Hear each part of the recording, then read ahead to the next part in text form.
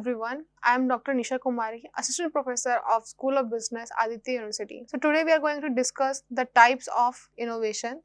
By the end of this particular lecture, you will be able to understand what are the different types of innovations are there and that what are the differences between those types of innovation and how these innovations are bringing some kind of innovativeness, or you can say the value creation in the market, and you will be able to evaluate the strategic significance of all these different innovation types to address the market needs and bringing the competitiveness in the market. So while talking about the types of innovation, first one is your incremental innovation.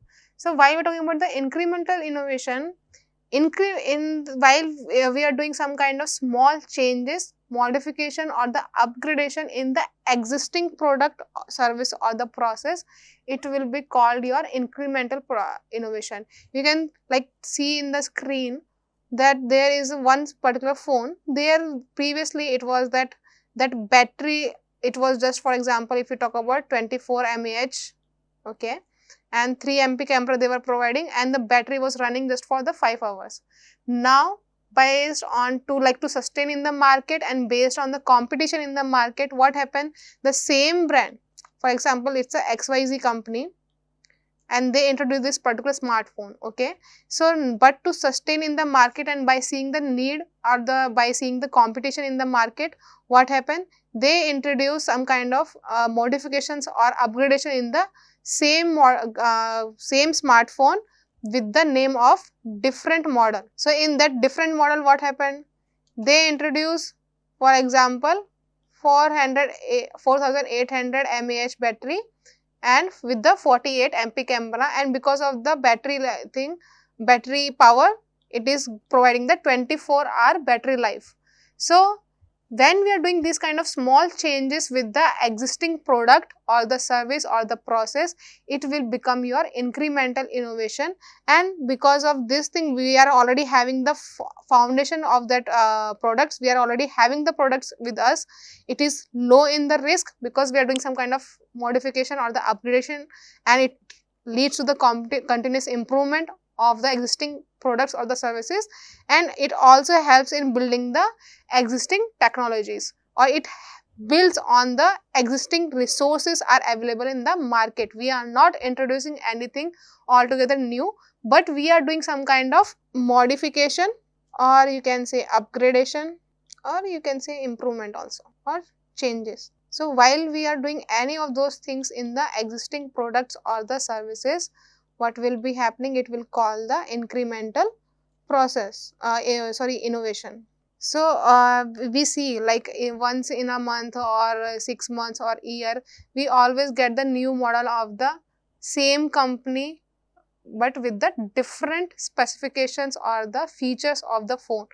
For example, there is a phone which is just providing you 28 MP camera with the 5-hour battery life. Now what happened, the new model is providing you 56 MP camera with the 24-hour battery. So smartphone was there in the market, smartphone was there in the organization, but what we did, we did some upgradation in that smartphone and we launched it with the new model name, altogether new model name. For example, if we talk about this Samsung Y, X, all series, different series are there, correct? So how they are differentiating based on the features or the what you can say the things they are providing in those models, and that they are the modifications or the upgradation they are doing in those models. So incremental innovation is nothing but the improvement or the changes or the upgradation or modification in the existing product, service or the process. Now second one is your disruptive innovation. So in disruptive innovation, what happens, we build we create the new markets, or we based on those innovative what you can say the products or the services or the process, what happens, we change the entire structure of the industries, and they are often simpler or the cheaper solutions. So if for example, if we talk about previously, for the entertainment purpose, we used to buy the rental DVDs, okay. Now what happened, the digital platform been introduced. So here when we are talking about the introduction of digital platform, that digital platform is also been created or came into that picture using the existing resources only. There is nothing altogether we created or invented together.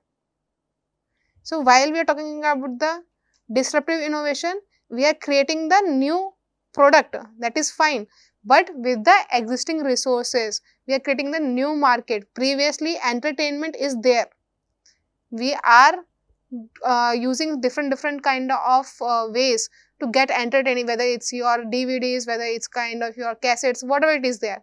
But now what happened, we brought the digital platform into the picture, and it became the altogether new market. Previously it was just YouTube for the namesake of the social platform where all the videos and the songs you can get. Now we are having different kind of OTT platforms. So YouTube, you can say, was the first one who gave the digital platform for the entertainment purpose. So YouTube was the one which create the new market altogether in terms of the entertainment. Then open innovation. In open innovation, what happens? The individual or the entrepreneur or the organization, they all together connect with the different part of the ecosystem. When we talk about the ecosystem, in your ecosystem comes your customers, prime one, your universities, or you can say the educational institutions, the different established startups, the suppliers and the partners, government and the public sector entities, investors, competitors, and as well as the different research institutes. So in that, what is happening, we are collaborating with these different entities based on the requirement of the idea, and we are sharing the idea with these people, and we are all together working with each other to implement that idea or to bring that idea into a reality. So while we talk about the open innovation, it involves the collaboration with the external partners such as your customers, your educational institutions, research institutions, competitors, investors, government, to develop the new ideas. So for example, companies using the crowdsourcing platforms for the product development. Crowdsourcing platform means the open platform where we are going to put the problem, and for that particular problem, the different entities are going to come up with the new ideas. So while you talk about the open innovation, it involves the knowledge sharing because different entities are coming into the picture, and it promotes the collaboration across the different organization, and as well is fosters the innovation cycle because there are more number of entities or the people who are working on a same problem. And the last one is your radical innovation, where we are creating all together new industry or the technology. For example, your internet or AI, artificial intelligence. So previously there was no concept regarding the internet, there was no base or there was no foundation for like using those particular things. They just upgraded it and created the new market. We are not creating the new market, altogether they created the new industries. There is a like thin line between the disruptive innovation and radical innovation. While you talk about the disruptive, it's creating the new market by bringing the new product, service or the process using the existing resources. While you're talking about the radical innovation, it is altogether creating the new industries or the technology, and because of that thing, it is in a high risk and as well it's having the high impact. If there is like it is related with the higher risk because there are uncertainty whether it is really going to sustain in the market or not, whether the customers or the users are going to find the potential in that particular new innovative product, process or the service or not, as well as if it's going to work out, it is going to create the higher impact in the market or in the like what we can say the society. And it involves the major technological advancement, and it also focuses on the long term transformation of the market. So for example, if we talk about the artificial intelligence, so previously artificial intelligence was just being introduced for the ease of the like what you can say, the corporate works, or you can say, or the some specific dimensions. But now if you see, AI is being integrated in each and every kind of work, whether it's your like teaching in the classroom as well as listening the music using some particular app. Even though some certain apps are using the AI for your preferences of music itself, correct? So this is the way how it's transformed the entire market in the longer term. So if we see here the comparison between these different innovation type, first is your incremental innovation. It is, you can say, it is at a small level, and because of that it is holding very low risk, because here we are just improving the existing product or the services by introducing some new ideas or new way of creating, or by adding new features or the facilities in the existing one. While we talk about the disruptive, it is having the risk of medium to high, because again we are bringing some kind of new product in the market by introducing the new way of doing the things in the market. While we talk about the radical innovation, it is very high in risk, because here we are creating altogether new industries where we are shifting the entirely paradigms into the different way, or in the creative way, or in a altogether differently in a new way, by transforming the world. And when we talk about the open innovation, it is holding the low to medium risk, because it leverages the external ideas and collaborations and the partnership to drive the innovations by connecting or by collaborating with the different entities, such as your educational institutes, research institutes, competitors, investors, stakeholders, everyone.